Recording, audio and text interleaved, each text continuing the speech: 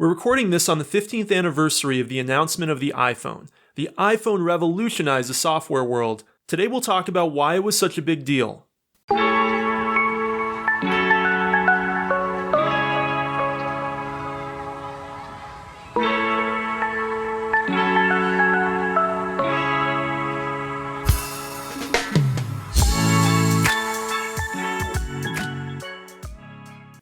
Welcome to Kopec Explains Software, the podcast where we make computing intelligible. Sorry, I have a little bit of a sick voice today, so that might come into the podcast. We also have an announcement before we start. We're actually going to be moving the podcast to a bi-weekly schedule. For our first 82 episodes, we published a new episode every week. But we've actually run out of topics that I can easily do with minimal research. So we want to make great episodes for you, so we need to do more in-depth research, so we need more time to produce our episodes. So we're going to be moving from a weekly schedule for Kopec Explains Software to a bi-weekly schedule where a new episode will come out every other week on Monday morning. So Rebecca, today we're talking about the iPhone. That's right, and we're going to focus on the 3 ways the iPhone revolutionized the mobile phone industry and even the software industry. And let's start with that the iPhone is actually the first mobile phone that's running a desktop class operating system. That's right. Of course, there were many smartphones before the iPhone. The iPhone was not the beginning of smartphones. The BlackBerry was really at the height of its popularity when the iPhone came out, and there have been Palm OS and Windows-based devices that had come out before it, and there was a whole history of smartphones going all the way back to the early 1990s. So we're not going to get into all of that history today. We're really just going to concentrate on what made the iPhone different from all of those devices that came before it and from the other contemporary devices of the time. And one of the big differentiating factors is that instead of starting with a small operating system and building it up for a phone, Apple started with a big operating system and trimmed it down for a phone. So they started with Mac OS X. They took Mac OS X, which at the time was a cutting-edge operating system, really Mac OS still is, and they took parts out of it that didn't make sense on a phone. They refined the user interface. We're going to get more into the user interface in a few minutes. They locked it down security-wise, and they really took what nobody was expecting. People were expecting them to build something that was more like the iPods. And in fact, internally to Apple, they had a competition. They had 2 different teams that had a sort of bake-off internally. One team took an iPod-oriented operating system and built a phone into it. And another team took Mac OS X, their operating system for Macs, and compressed it for the phone. And of course, we know how it played out. The Mac OS X-based operating system ended up being the winner. Now, Mac OS X we've covered on prior episodes that I'm going to link to in the show notes, but it has a long and rich history that goes all the way back to the late 1980s. It's actually a Unix-based operating system. It's a sophisticated, advanced operating system. It has features inherent to it and its Unix foundation that were not there in the BlackBerry or Palm or Windows mobile operating systems of the world at that time. So that was the first distinguishing characteristic of the iPhone. And Rebecca, I think you actually have a great quote from one of the co-CEOs of BlackBerry at the time. Yep, I do. Mike Lazaridis actually said, if this thing catches on, we're competing with a Mac, not a Nokia, which really captures the shift that the iPhone created. Absolutely. It came out of nowhere. The industry really wasn't expecting such a sophisticated operating system foundation. So the next aspect of the iPhone revolution is that it introduced multi-touch.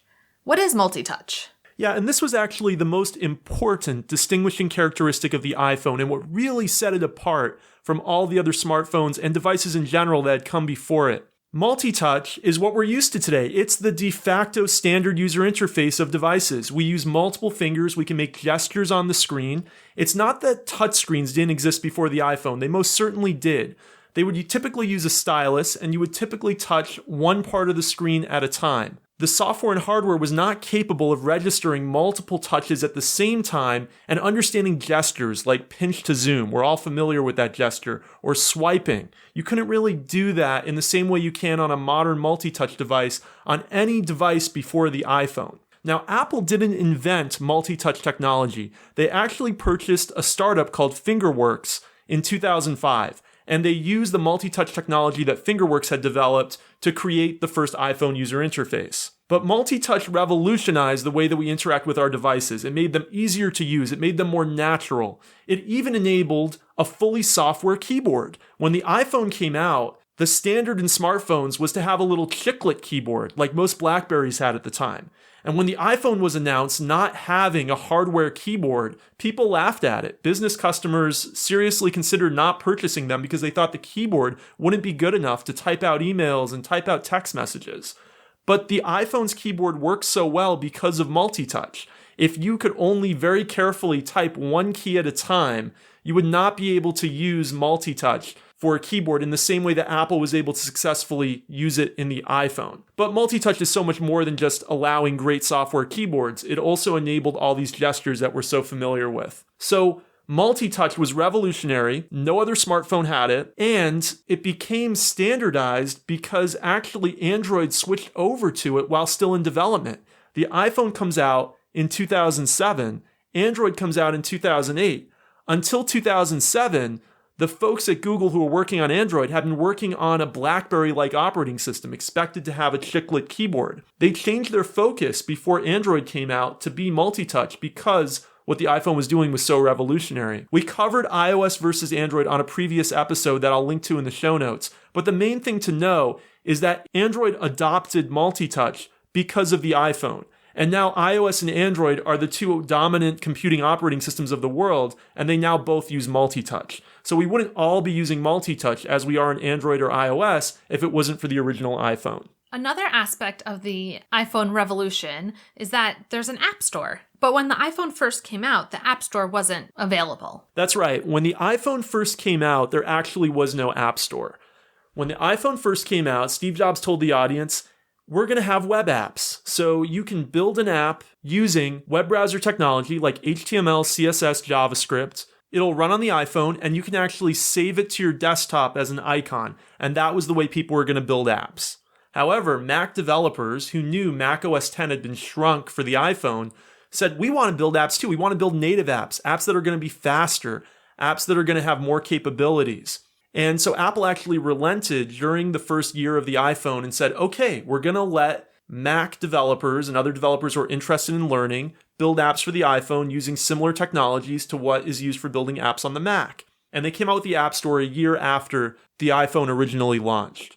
And this was actually a revolution in and of itself. Now, a very important thing that Apple was able to do when they created the original iPhone was steer away from being dominated by the carriers. Most cell phone manufacturers prior to the iPhone were told by carriers, this is some of the features and capabilities that your phone must have, and here are some apps that must come pre-installed on it. And it's not that the App Store on iOS was the first app store. There actually were app stores before that, both on desktops and also a lot of mobile ones done by the carriers, in fact. But they never got the wide array of quality apps that the original App Store cultivated. And the reason the original App Store was able to cultivate such a great set of apps was because it was not dictated by the carriers. Apple had positioned themselves with AT&T, which was the original launch carrier in the US, to be independent as much as possible. And also because the APIs were much richer. They were based on the APIs from Mac OS X. So the App Store was not revolutionary because it was the first App Store. It was revolutionary because of the quality of apps and the breadth of apps that it brought to the platform. You might remember Apple's old slogan, there's an app for that. It was really became the defining feature of the iPhone over its first few years. And I would say today, of course, we wouldn't want to use any phone that didn't have apps. So it's funny to think back when it launched, it didn't even have an app store. The iPhone's App Store was the third important distinguishing characteristic of it. And when we talk about that, we really just mean how high quality and broad the set of apps that were available for it were. So those are our three distinguishing characteristics of the iPhone. Why when it launched 15 years ago, it was so special. The first is that it ran a desktop class operating system. The second is that it had multi-touch, and that's probably the most important aspect. That was the revolutionary aspect. That was the new user interface paradigm. And the third is the App Store, which launched a year later. There were other important things about the iPhone, but they weren't as important, in my opinion, as those three aspects. All right, thanks for listening to us this week. Rebecca, how can people get in touch with us on Twitter? We're at Kopec Explains, KOPECEXPLAINS. Thanks for listening, and we'll see you in 2 weeks, starting on our new bi-weekly schedule. Bye.